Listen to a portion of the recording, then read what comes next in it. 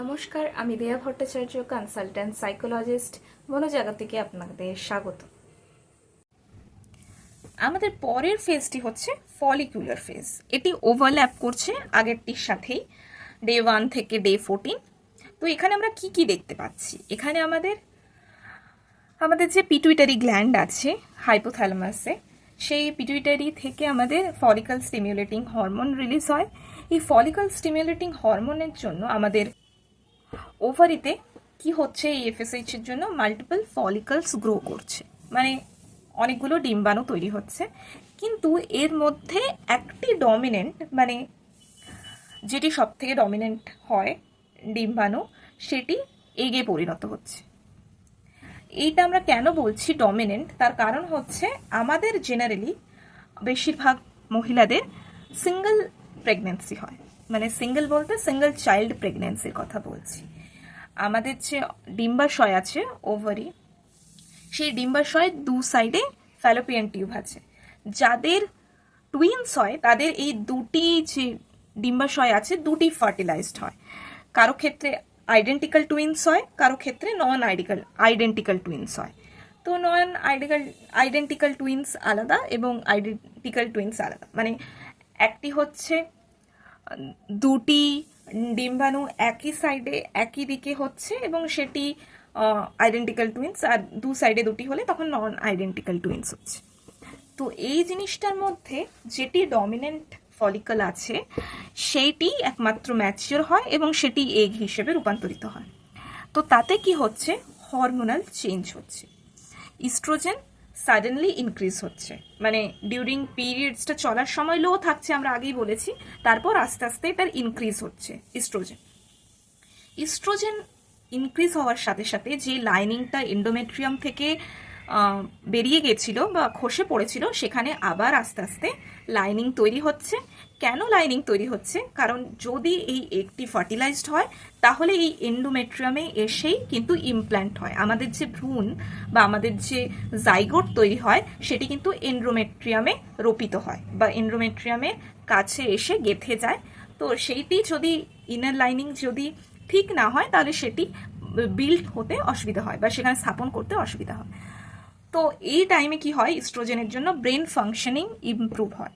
Brain functioning improve হওয়া মানে হচ্ছে সেরোটোনিন ইনক্রিজ হচ্ছে, মুড ইমপ্রুভ হচ্ছে, মানে মানসিক যে অনুভূতি সেগুলি ইমপ্রুভ হচ্ছে। তার ফলে কি কি হচ্ছে, আমাদের কোনো কাজে ফোকাস বাড়ছে, মোটিভেশন বাড়ছে এবং সোশ্যাল কনফিডেন্স ইমপ্রুভ হচ্ছে। মানে আপনি যে কোনো কাজ যে করবেন সেগুলিতে ভালো ফোকাস করতে পারবেন, মনোযোগ দিয়ে কাজগুলি করতে পারবেন এবং যে কাজগুলি করছেন সেগুলি করার জন্য খুব উদ্দীপনা আপনি পাবেন এবং বাইরের লোকজনের সাথে কথা বলা বা কাজ করা সেইগুলির ক্ষেত্রেও আপনার সুবিধা হবে।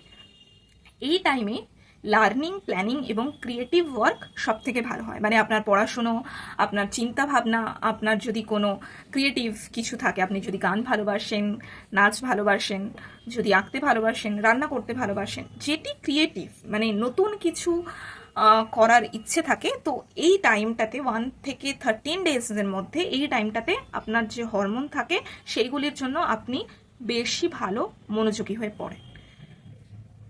এরপরে আসি আমরা পরের ফেজটা হচ্ছে ওভিউলেশন।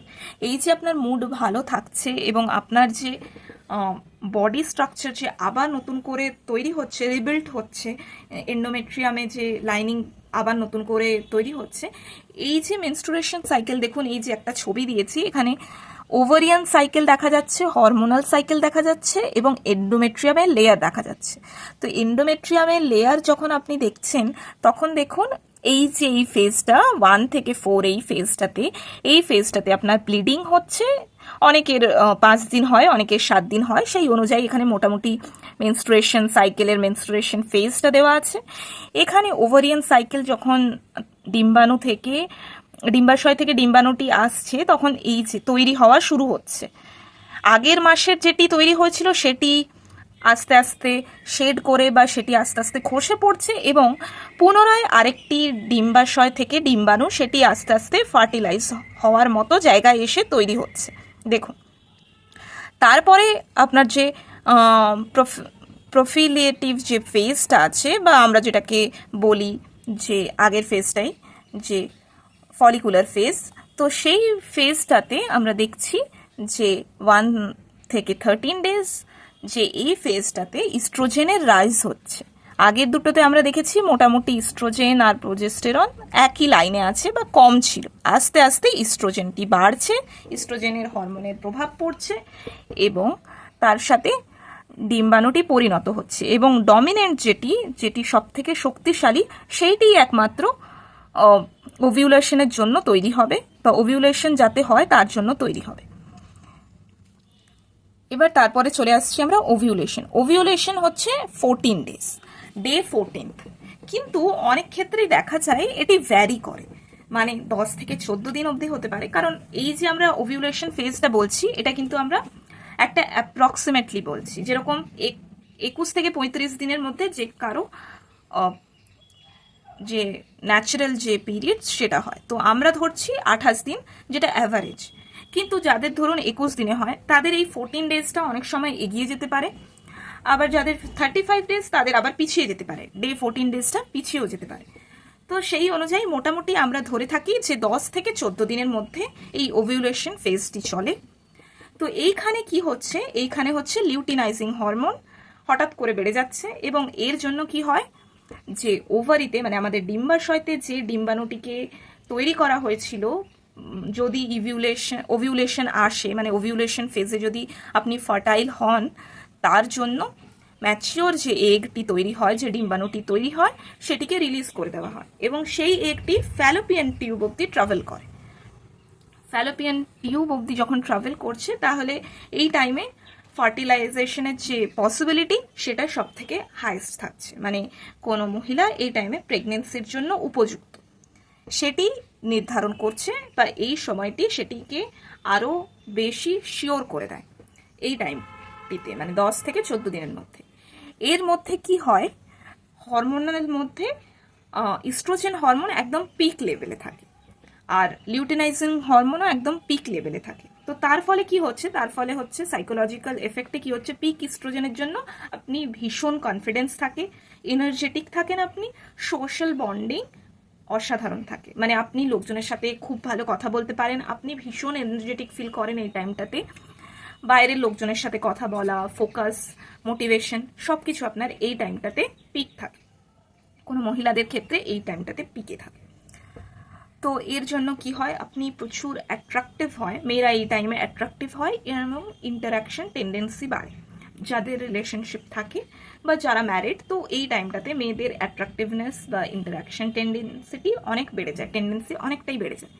তো এই জিনিসটাতে আমাদের এই জিনিসগুলো দেখা যায় আর কি, মেয়েদের মধ্যে এই জিনিসগুলো বেশি আমরা দেখতে পাই এবং তার ফলে কি হয়, যে কোনো ক্ষেত্রেই পারফরমেন্স খুবই ভালো হয়, কথা বলা, পাবলিক স্পিকিং, কমিউনিকেশন একদম এই টাইমটাতে মেয়েদের পিক লেভেলে থাকে। মানে মেয়েদের এই 18 ডেজ এই 14 যে ডে, 14th ডেতে মেয়েরা গিয়ে একদম প্রপার এনার্জিতে থাকে এবং সব কিছু এই টাইমটাতে খুবই ভালো থাকে, মানে এই 14 ডেজ টাইমটাতে, যে টাইমটাতে ওভিউলেশন পিরিয়ড চলছে, মানে 10 to 14 ডেজ অ্যাপ্রক্সিমেটলি আমরা বলবো, কারণ এটা ডিফারেন্ট মানুষের ক্ষেত্রে ডিফারেন্ট টাইমে ভ্যারি করছে।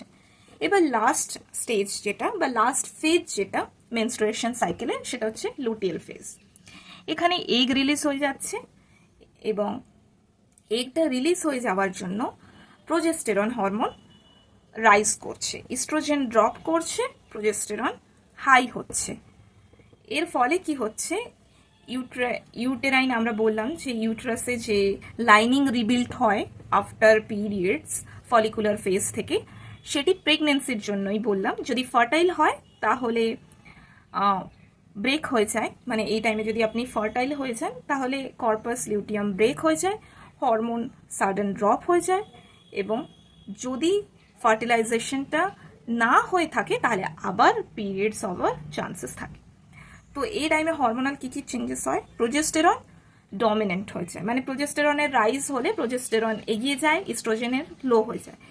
এই টাইমে আমরা কি দেখতে পাই সাইকোলজিক্যাল এফেক্টে, যে আস্তে আস্তে মানুষ কাম হয়ে যাচ্ছে এবং শেষের দিকে যখন পিরিয়ডস আস্তে আস্তে আসছে, মানে 28 ডেজে তো পিরিয়ডস আসবে, তার আগে আগে ইরিটেবল হয়ে যায়, অ্যাংজাইটি হয়, মুড সুইংস হয়, ডিউরিং পিরিয়ডস যেরকম আমাদের মেন্টাল হেলথের নানা ধরনের অসুবিধে হয়, সেই রকম প্রি মেনস্ট্রুয়াল ফেজেও আমাদের নানা ধরনের অসুবিধে হয়ে থাকে।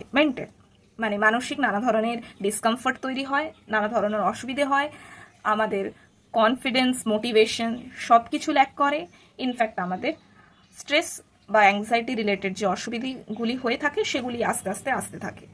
এই ফেজটিতে আমাদের নিজেদের স্বাস্থ্য বা নিজেদের যে কেয়ার সেটি রাখা খুবই দরকার, এবং স্ট্রেসকে কিভাবে কন্ট্রোল করবে সেই জিনিসটিও আমাদের খুবই ভালো করে দেখা উচিত বা মন দেওয়া উচিত।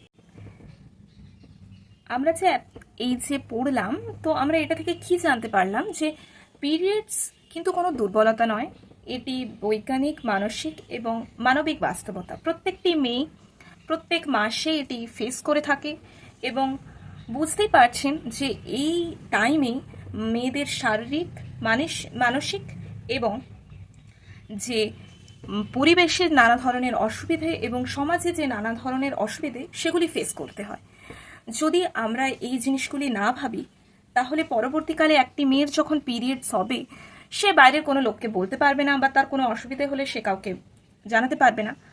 আমরা এই জিনিসটাকে সহজ করে যদি দেখি, তাহলে আমাদের সমাজে উন্নতি হবে, এবং এটি একটি অ্যাওয়ারনেস। সবার জানা উচিত যে এই সময় একটি মেয়ে কি ফেস করে, বা এই সময় কি কি শারীরিক এবং মানসিক পরিবর্তন হয় মেয়েদের ক্ষেত্রে, সেটি আমাদের জানা উচিত। তার কারণ হচ্ছে আমাদের যে মেয়েদের শরীর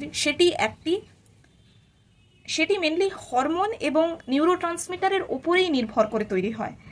যখন মেনস্ট্রুয়েশন সাইকেল শুরু হয়, যখন আমাদের মিনার্ক শুরু হয়, এই যে ফেজটা থেকে একটা মেয়ের যে পিরিয়ডস টাইম শুরু হলো, এই টাইম থেকে মেয়েরা হরমোনের ওপরেই নিয়ন্ত্রিত। ইস্ট্রোজেন, প্রোজেস্টেরন, এফএসএইচ এবং তার সাথে হচ্ছে লিউটিনাইজিং হরমোন। এফএসএইচ হচ্ছে ফলিকল স্টিমুলেটিং হরমোন। এই 4টি হরমোনের উপর নির্ভর করে একটি মেয়ের প্রত্যেক মাসে ওঠানামা, মানসিক ওঠানামা, শারীরিক ওঠানামা সব কিছুই থাকে। যদি আমরা মেয়েদের পাশে এসে না দাঁড়াই, বা এই সময় যদি আমরা মেয়েদের যে ইমোশনাল যে আনস্টেবিলিটি সেটাকে যদি আমরা বুঝতে না পারি, তাহলে আমরা সমাজে আস্তে আস্তে পিছিয়ে পড়ব। সমাজ উন্নতি সাধনের জন্যে আমাদের যেটুকু করা উচিত সেটুকু আমাদের করা উচিত। তার কারণ সভ্যতা এগিয়ে নিয়ে যাওয়ার জন্য একজন পুরুষের যতটা গুরুত্ব আছে, একটি মেয়েরও ততটাই গুরুত্ব আছে। তাই সমাজকে শিক্ষিত করুন, জানান, বুঝুন এবং নিজেও জানুন। তার জন্যে লাইক করুন, শেয়ার করুন, সাবস্ক্রাইব করুন। মনোজাগতিকে আপনাকে স্বাগত। আরও ভিডিও আসবে, আস্তে আস্তে দেখতে থাকুন।